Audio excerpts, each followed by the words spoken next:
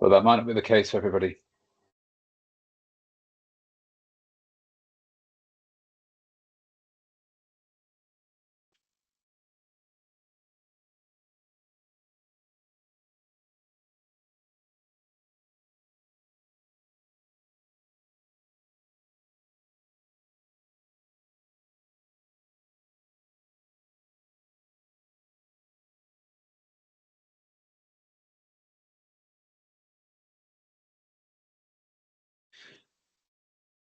Okay, right. I think we'll make a start then. I'll just make a last check. There isn't anybody in the waiting room. That's all good. So I think we'll get going. So presumably you can see our screen okay, you can hear me okay. So I think we will get a start on things. So my name's James. I'm the project manager on the Climate Forth project, which is what you're going to hear a little bit about today, and a particular subject as well. I'll introduce Ella fully in a moment, but we've got Ella Duffield with us today as well, who'll be doing the sort of core bit of presenting in terms of engaging young people. So I will just get things sorted on this end here.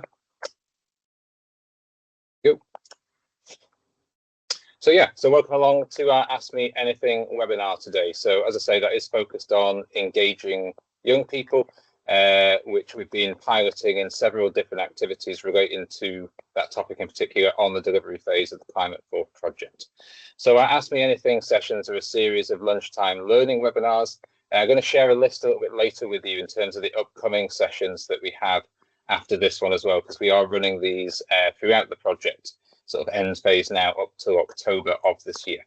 As I say, our presenter today alongside myself is Ella Duffield as well. So she is the Community and Youth Development Project Officer on the Climate Forth project. And I'll be handing over to Ella shortly. Just before that, though, a few housekeeping points to go over. The session today, as you'll probably be able to see, is being recorded. We are looking to make these shared on our YouTube channel in the future, so they're a useful kind of legacy resource and a useful lessons learned resource as well. If you don't want to be kind of filmed, as it were, during the session, please do make sure to switch the camera off if you'd rather not be featured. Please do remember to mute yourself when not speaking as well, so we can cut out any background noise. We're going to use the chat feature today to communicate with myself. If you're having any tech issues, I can try and help you along with the chat feature there. If you've got any questions at any point during the webinar, just put them in the Q&A section. There should be a Q&A button somewhere near the top, depending on what device you're on at the moment, of Teams. Put those questions in there. We're going to answer all of the questions at the end of the webinar once Ella's covered a few points. So we'll pick those up towards the end. Just a little bit of a project introduction, though, to begin with, and what actually is Climate Forth. So this stands for Furthering Our Resilience Through Heritage, and it's a project run by the Inner Forth Futures Partnership. So this partnership is made up of 9 organisations. We have the RSPB Scotland being the lead partner, but alongside Nature Scot, the local councils of Stirling, Falkirk, Clackmannanshire and Fife, Green Action Trust, the Walk Wheel Cycle Trust and Historic Environment Scotland as well. So the project is roughly 3.5 years long in total. So we're towards the end of the project delivery phase now. That will be going on up until the end of 2026. And it's funded by the National Lottery Heritage Fund and a range of co-funders. So we work within the Inner Forth region, covering parts of Stirling, West Fife, Clackmannanshire and Falkirk. So you can see on the map on the top here, hopefully, our core project area in the red and a wider engagement area for some of the activities, which is indicated by the blue line, just so folk know exactly where we're operating and doing our activities. Climate Forth then has several objectives. We want to make sure the Inner Forth's heritage is valued, and we help inspire to reach Scotland's net zero climate targets. We want to increase resilience of the area's natural and built heritage, and perhaps most importantly, with the topic at hand today, ensure that the places and people of the Inner Forth have an increased resilience to change, with heritage supporting the economy, healthy lifestyles, sustainable choices, and a just transition. So what does this all mean on the ground then? Overall, Climate Forth focuses on 3 key themes: increasing climate resilience within communities, heritage, and businesses. So we have about 15 activities in total on the project, and their aim is not just to undertake that particular activity. These are pilot activities. So they're testing what works, what does not work to then inform others within the UK or wider afield and aid delivery of these activities on a bigger scale from our learnings. Sharing learning is a key part of the Climate Forth project, and as we progress further into activities, there is the aim to evaluate what has occurred and ensure this information is shared in a variety of ways, such as what we're doing today, to other organisations, projects and local authorities too. So that's just a little bit of introduction to the Climate Forth project. I'm going to stop sharing my screen now and hand you over to Ella, who will take you through a little bit on engaging young people. Hello everyone, I'll just try and get my screen sorted.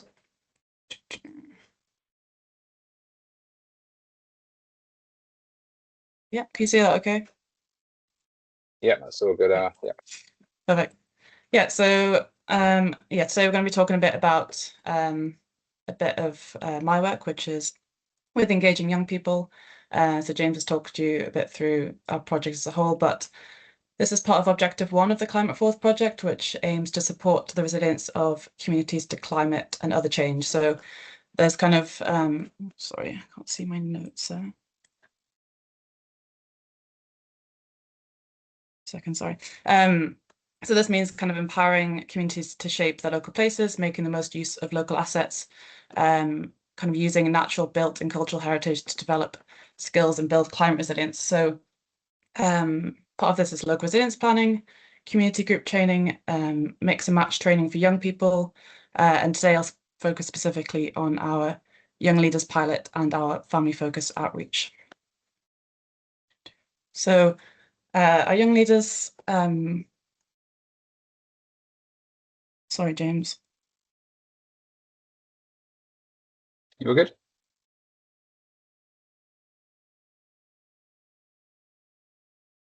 Oh, we might have some slight technical issues there. Hopefully, I was going to come back in a second. Just going to say, I was just going to post that in the chat there. But yeah, if there are any questions at all, do pop them in the Q&A there. I'll just put that there so people pick that up as well. And then, yeah, any technical issues on your end, not our end, do pop them in the chat and I can hopefully help with those as well.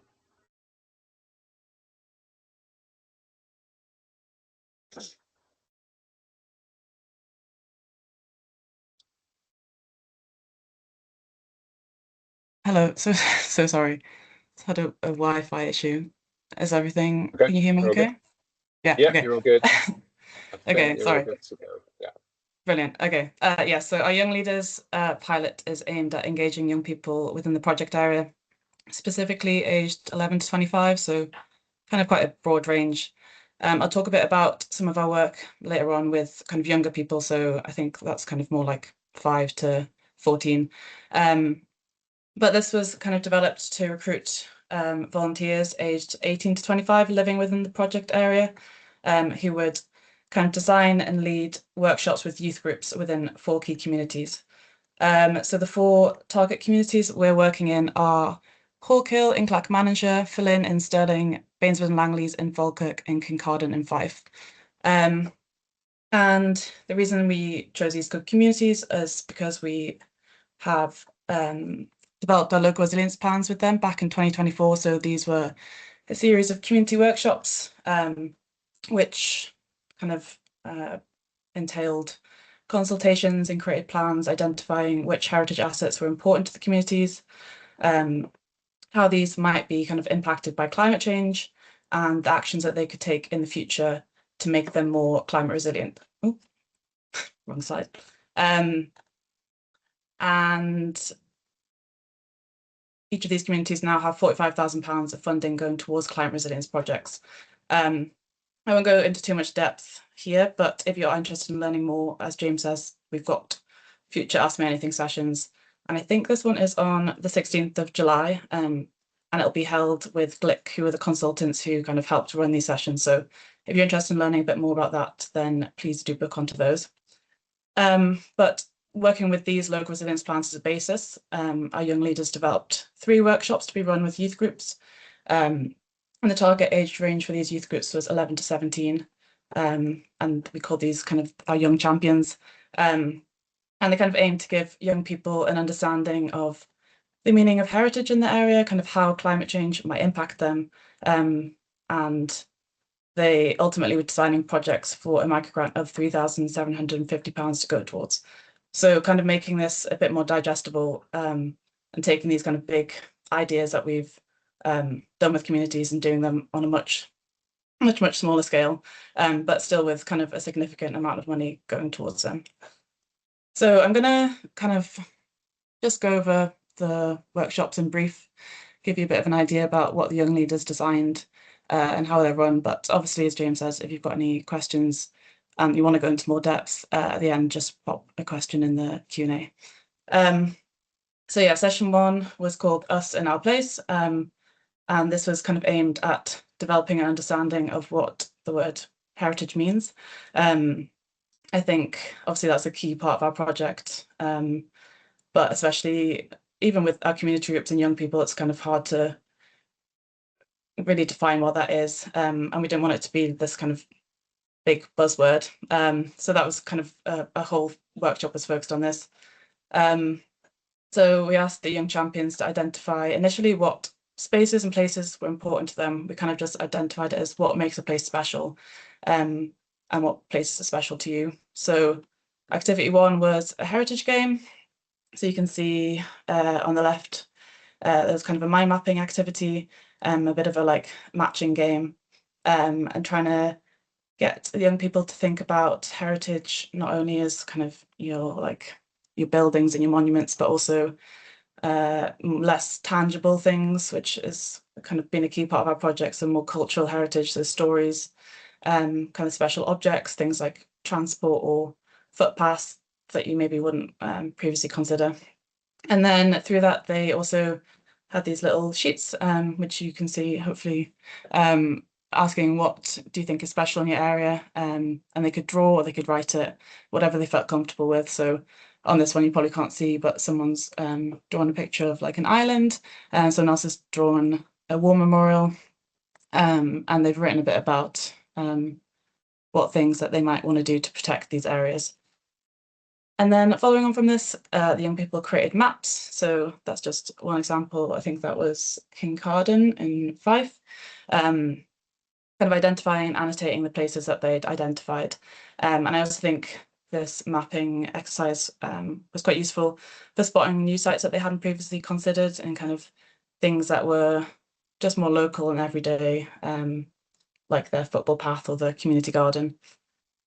And then workshop 2 was focusing on the environment, linking the previous week's discussion with climate. So activity 1 was a mind mapping activity, defining what community and climate meant to the young people. And this was kind of guided, all of these were kind of led obviously by our young leaders, defining what climate and community meant to the young people.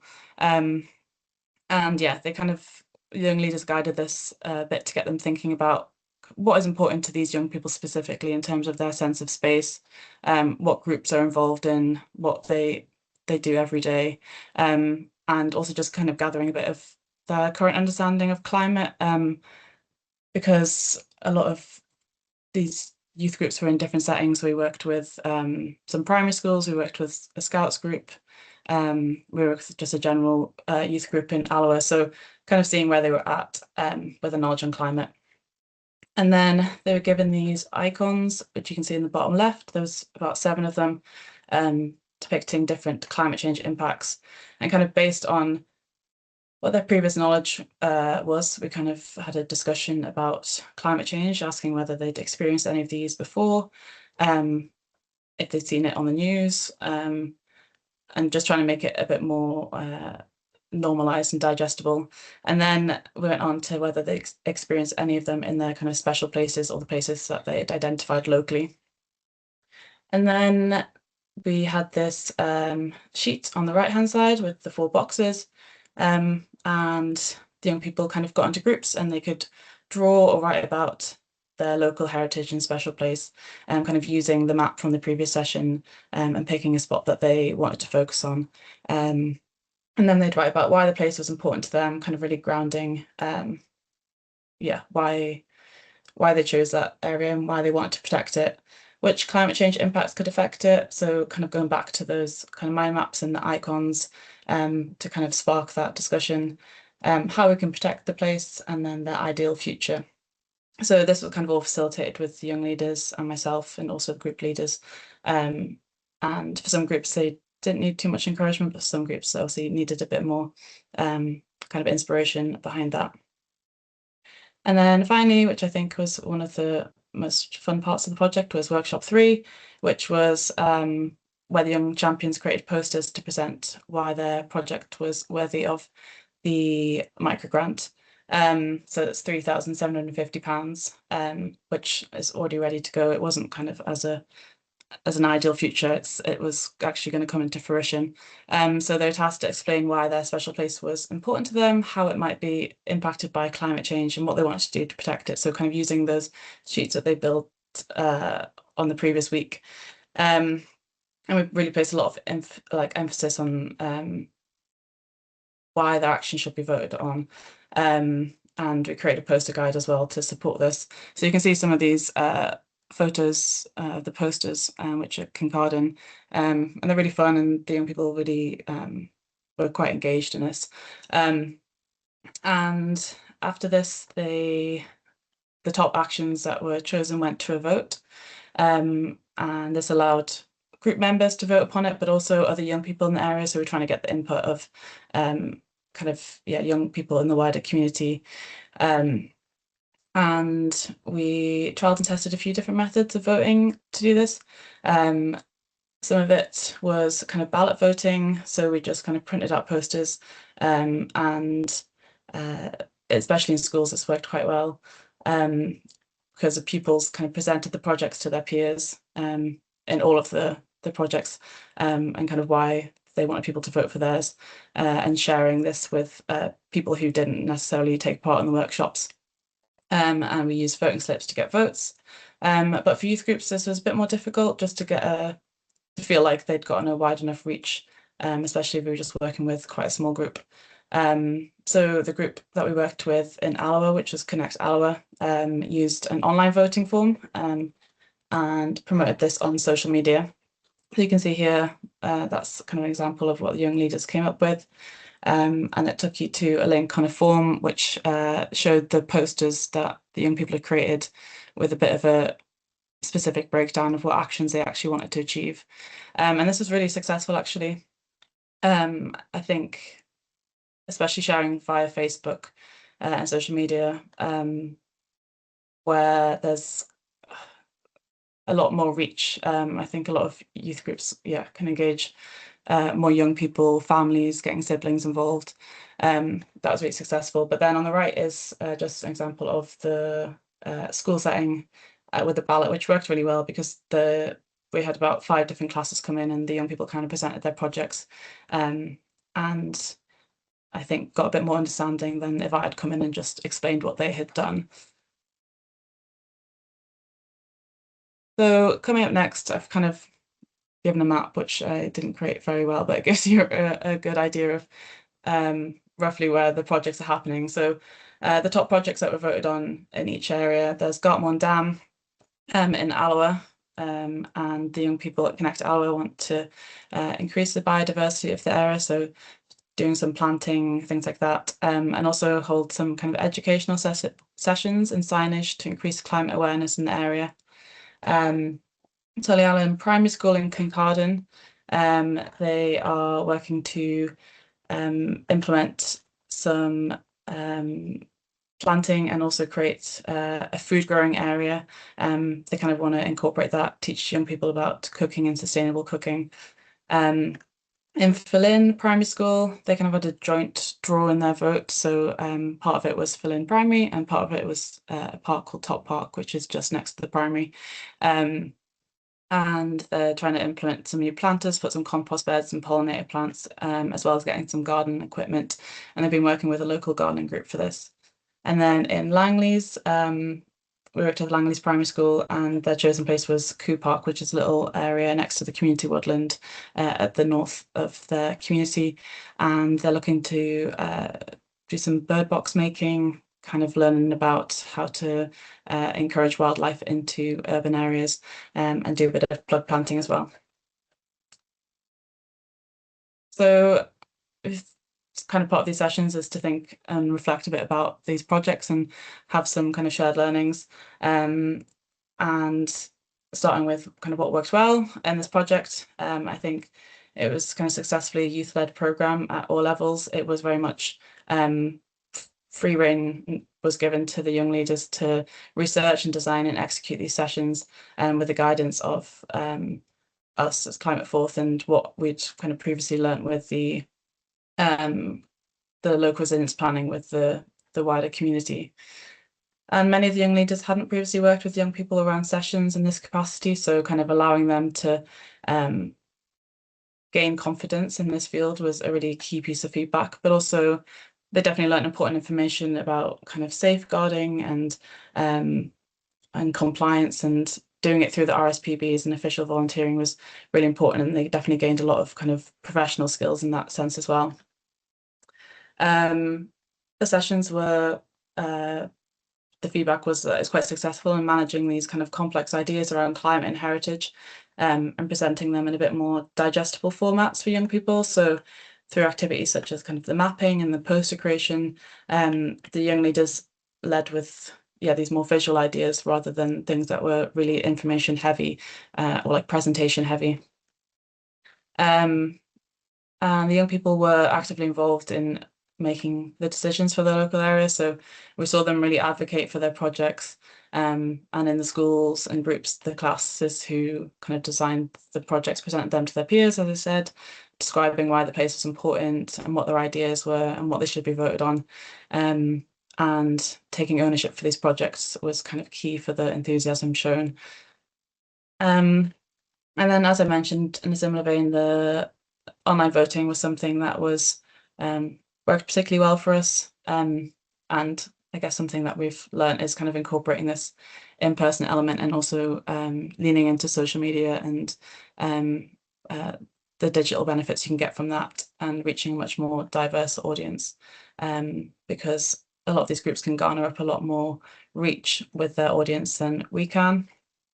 And then finally, one of the key aims of this project is increasing the capacity of young people and youth groups beyond our involvement. So as James says, we're a 3-year project, and the microgrants are delivered to the groups, and with our support, carried out by the youth group leader and the young people, or the school teacher and the young people themselves. And this kind of aims to support the groups a bit to have this confidence in taking forward projects, potentially applying for future grants, and working in partnership with other groups in their community, or with the council, or with other organisations that are our partners, and hopefully feel a bit inspired to take climate action beyond our involvement. I definitely did get some good feedback on this. You can read this yourself, but yeah, well, the youth group leader said that Connect Alloa said that the staff were able to kind of step back and have discussions amongst each other, and giving them a bit of confidence and trust that they were trusting them to make decisions, and it was kind of their projects to work on. And similarly, a young leader said that they kind of presented it to the young people that this is the amount of money that we have, and we can do one small thing, and what do you want to do with it? And they really saw young people express this pride in local heritage sites that you maybe wouldn't think that they would. So things like the mining landmarks, which are particularly important in this region, and different walking routes. And it really reinforced the importance of that intergenerational knowledge, and local identity, which has kind of been passed down through these communities. But also, these projects also come with a lot of challenges, obviously, and that's definitely something we've not escaped, and that we've definitely learned a lot from. At the beginning, one of the major issues we faced was the recruitment of our young leaders. The aim of this activity initially was to recruit young people, 18 to 25, in the specific targeted communities. So Bainsford and Langley's, Kincardine, Fulham and Hawkill. And just so they'd really have this basis of understanding of their communities and be able to lead these with a bit more knowledge. And we use a lot of different engagement techniques, physical engagement through flyering, but also a lot of digital promotions. So emailing, presenting it as a volunteering opportunity through RSPB, through press releases and social media. And unfortunately, it didn't really garner much success. Potentially a number of reasons. It can be a vague ask, I think, sometimes with these volunteering opportunities. It's hard to kind of outline the specific aims, especially in a pilot project. As a new project that's less established, and with new ideas and new concepts, it's kind of hard to succinctly put that into an opportunity. I think timings for recruitment definitely played a role, as we're trying to coordinate recruitment at the end of the academic year initially. So obviously hard to get people to volunteer anyway, but I think most people are open to trying new things kind of maybe later in the year when they've got less things on their plate, and really thinking about slotting this into existing studies and work rather than the other way around. So when we kind of reflected upon this and started to really recruit volunteers, was we made this decision to widen our boundary to the council areas as a whole rather than just the neighbourhoods. So we attended some freshers fairs, we did kind of the Forth Valley colleges and Fife colleges, as well as Stirling Uni, and recruited most of our young leaders from the university. So it did kind of affect the plan initially of the sessions, as it was hoped that the young leaders would have this kind of baseline knowledge of their communities and provide a bit more insight. But we did have a few volunteers who were local to the council areas, and I think in a way it did help to not necessarily have these preconceived ideas about what heritage was and what was important, because we were allowed to just listen to the young people and actually learn a lot about their communities from them telling us themselves.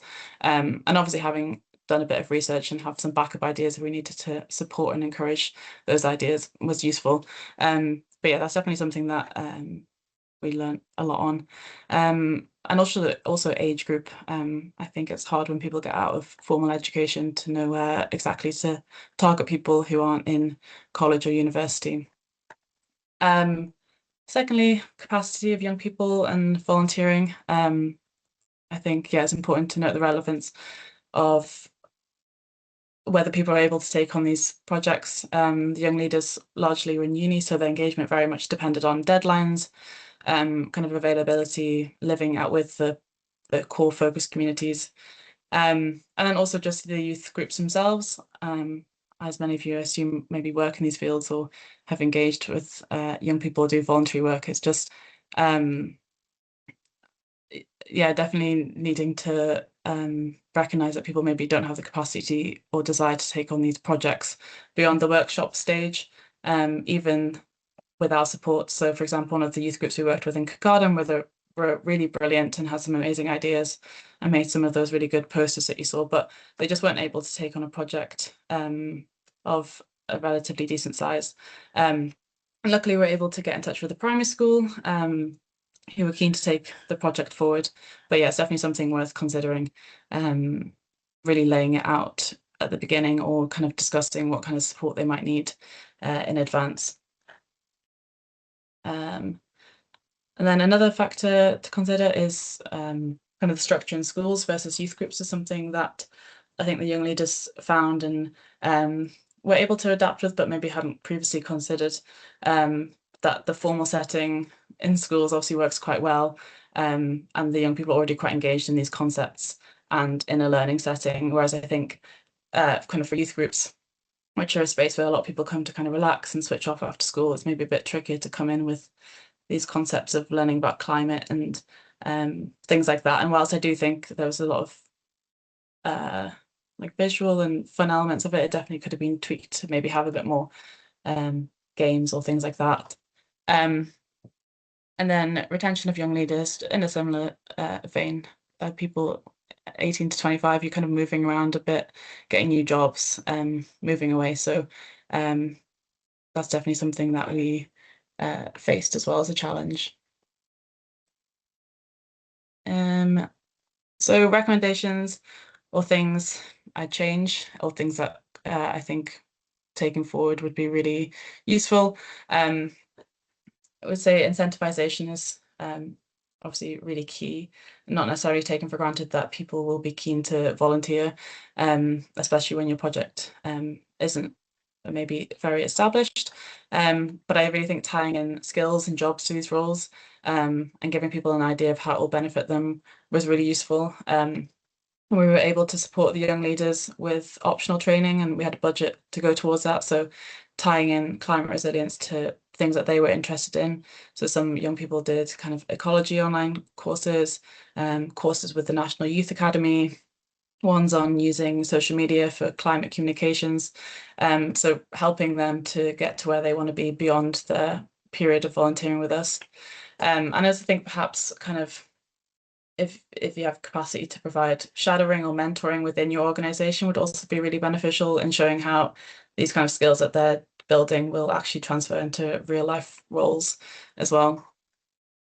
Covering travel expenses was something that we did and was really important to ensure that this was accessible as possible to a wide range of people. It was especially important in the Inner Forth region where we're dotted about so far, and transport is sometimes very few and far between. So yeah, we kind of covered all of the travel expenses for the young people to get there. And then a bit more of a random one, but we held celebration events for the young leaders. So going to different, a few different heritage sites, and having lunch out, just to kind of give thanks and appreciation to the volunteers for helping. And I think it's also a really nice opportunity for them to get to know each other outside the more formal planning sessions that they did. And I also think it's important because a lot of them maybe didn't have the knowledge of these areas or these sites because they were all from different areas. So that was quite nice, and also hopefully helped to kind of retain volunteers and yeah, show that we were kind of grateful for the support in leading this project. And then one I've included that we didn't actually use in the project, but it's definitely just a learning in my work and also in our wider Climate Forth project about influencer-led promotion. I've used it in things such as our Climate Ranger training, which I mentioned previously, which is kind of an online training platform for young people, 14 to 25, to learn a bit more about climate resilience and heritage training, green skills. And we worked with Less Waste Laura to do a video on this, and we've also done influencer-led promotion with our bike bus. And I think it's just a really interesting way of gaining a more diverse audience than we have at Climate Forth, and targeting people who have followers who are kind of specifically interested in one thing. So yeah, Less Waste Laura has a lot of people who are interested in climate change and learning about climate and learning about climate resilience. So it's definitely something that we're still exploring as a project, and it perhaps future opportunities could be advertised similarly and just get a bit of a more diverse audience reached.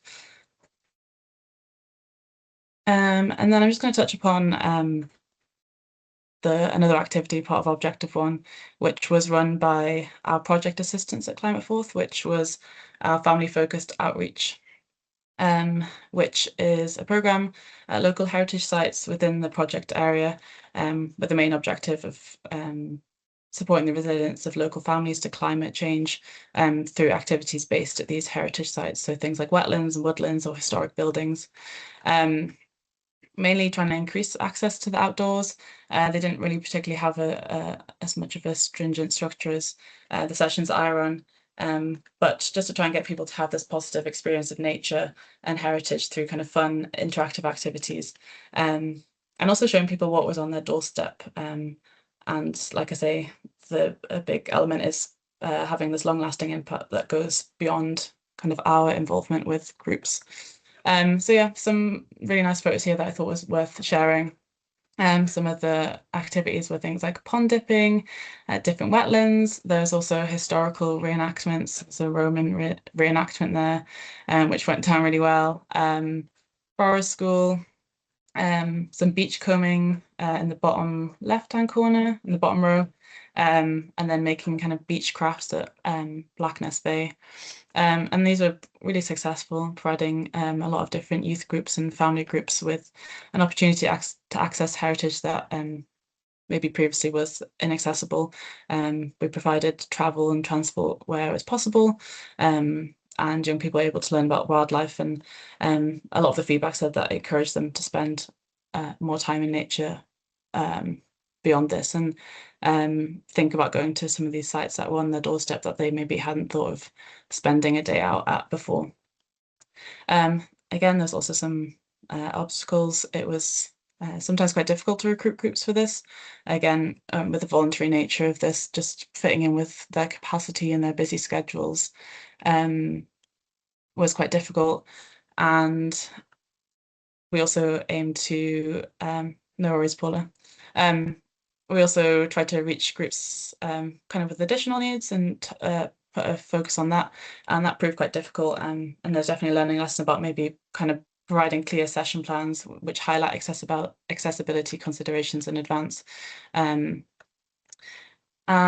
there's also an emphasis on kind of continual site checks was quite crucial. Some of these sites change quite quickly, especially as the seasons change.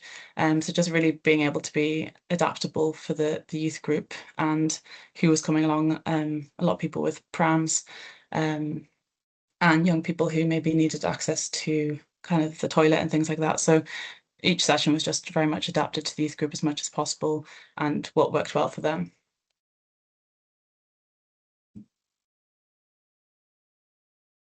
Okay, I think I've talked enough, so I'm going to go over to James, who's going to talk a bit about that, and then we'll go to questions, I think. Yeah, sure. I'm just going to reshare my window over here then.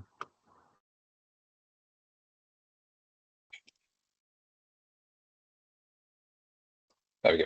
Yeah, so thanks very much, Ara, for that. I think with projects, especially when it's shorter projects that we're dealing with here, it's very easy to just, well, not easy, it's easy to get focused on the delivery of what we're doing, especially with young people. We don't really take the time to really think about what we've done, you know, share the learning, sort of evaluate as much as we'd like to. It can be quite a rushed operation, so it's good to take the time to reflect back on these things. As we said at the start, we have got several more Ask Me Anythings coming up as well, so just to let you know about those. There's a couple that are relating more to communities and young people. Again, if you're particularly interested, but if you can share details on these, that would be fantastic as well. And just before we head into any questions, then just many thanks for you all coming along and taking the time to learn a bit more about the project today. Just a final thanks as well to our funder, the National Lottery Heritage Fund, and the range of co-funders we have that are supporting the Climate Forth project at this time as well. We will be sending a little feedback form out by email as well, so if you get a chance to fill that out when it comes through, that would be fantastic.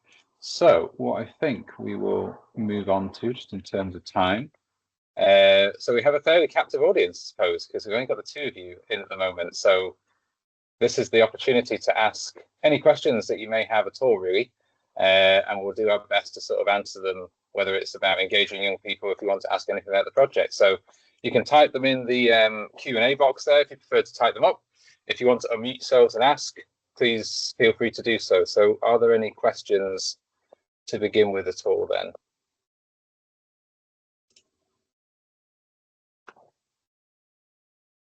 I'll just give a minute in case anyone is typing anything at all.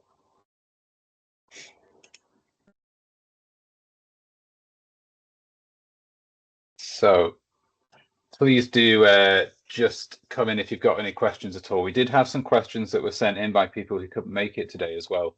But with the recording nature of what we're doing today, we thought we'd include the questions because they might be able to see them at a later time as well. So all being well, these are written up here. Got a few minutes to answer these anyway. So the first one that came through was, how do you make climate action relevant and relatable to young people in the Inner Forth region? I don't know if there's anything there, Ella, that you'd be able to give some insight into.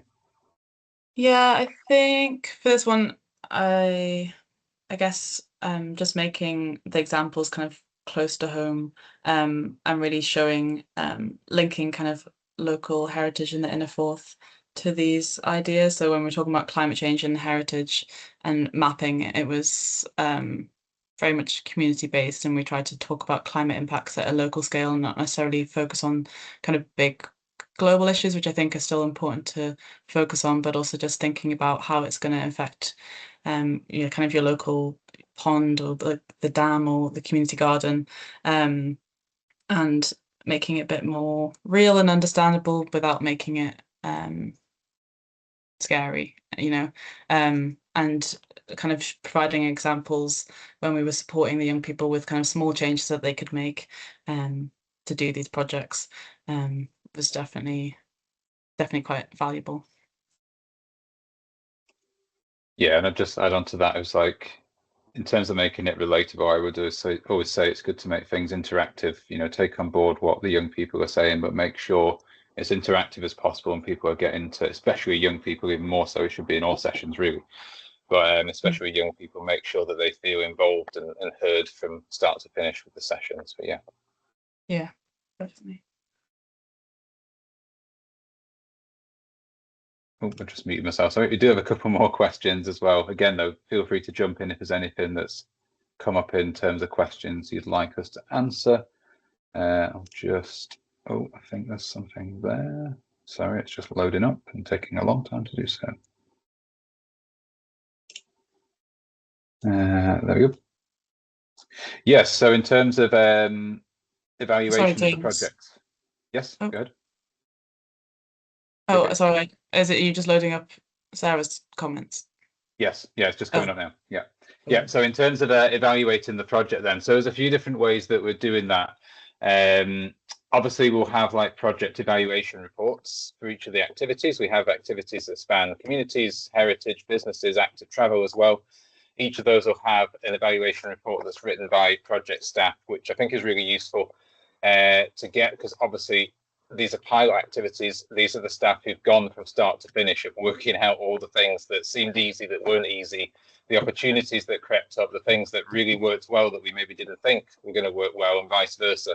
So those are really important reports that will come out of the project, and those will be housed on the Inner4 Futures website for the next 10 years. We also have an external evaluator as well, so that's more of an overview of sort of what we've done as a project as a whole, looking at how have we increased the climate resilience of people's opinions and views, how they view that within the Inner Forth region as well. And then we want to make sure that we are doing evaluation in different formats, because people learn in different ways. So things such as today, creating this Ask Me Anything learning series as well. So again, if we can house this on our website, it means that someone could come along and think, right, I want to look at doing similar young people sessions, young leaders sessions with like climate resilience in mind. Yeah, you can read the report, you can see what we've done on the website, you can review one of these and see, right, what were the things that actually happened. So we're trying to create as many different formats with that, really. Yeah, is there anything I'm missing there in terms of, well, I suppose on a more session by session basis as well, we do have sort of feedback forms that go to either the young people if they're a little bit older. It's always a bit more difficult as well with young people and feedback, because you're only going to get so much back depending on the age ranges. So we do tend to create feedback forms that are for the group leaders as well.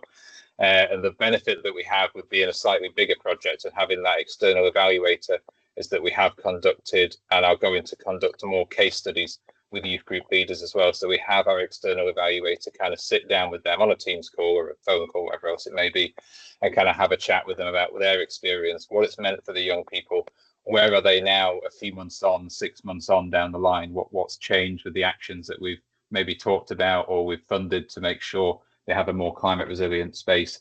So there's quite a few different things that come out of the project evaluation overall. But yeah, I'm not sure if there's anything else, Ellie, you'd want to add, or if I'm hitting the mark with that, Sarah Jane, if there's anything I'm not answering there for you.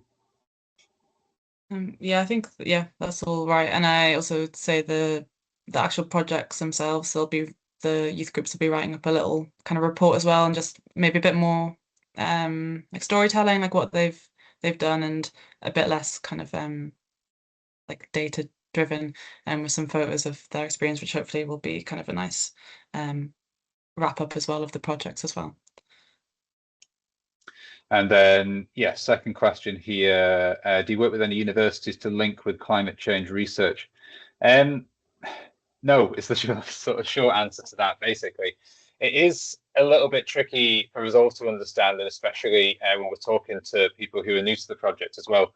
It's not too much of a climate change heavy research. It is that idea of building climate resilience. So you know, whilst we are introducing climate change topics, especially when we're talking about the young leaders and the young champions and what are the climate impacts on their heritage, it's not really going into the research stage of that necessarily. We'd love to, I'm sure we'd love to, but it is sort of limitations of our scope and what the project can actually do. I mean, saying that, we have been working with, we only have the one university within our actual sort of catchment and project area as well. So we have worked with Stirling University in terms of promoting the sort of opportunities for young people that we've got. So we'll talk in another webinar about the online training platform, for example, that's been heavily promoted through Stirling University. And many of the young leaders, we did look for a diverse audience of young leaders for sure, but it was quite difficult in recruitment to actually get the young leaders, as Ella was kind of mentioning earlier. I think a lot of that to do with the time that people have, but also getting that role out to them. But in the end, what we did do is engage with a lot of people at Forth Valley College and Stirling University to get those young leaders in place and then take on those skills. So maybe not with climate change research so much, but we have been linking with universities and educational centres in different ways. Again, Ella, if there's anything you think I'm missing there that you'll have been involved with educational factors? No, I think that's it. Yeah, I think it's at least just good that we've got our name and association with Stirling Uni, and we get kind of invited to these kind of sustainability events and climate events, and yeah, hopefully there's someone that we'll also share learnings with in the future as well.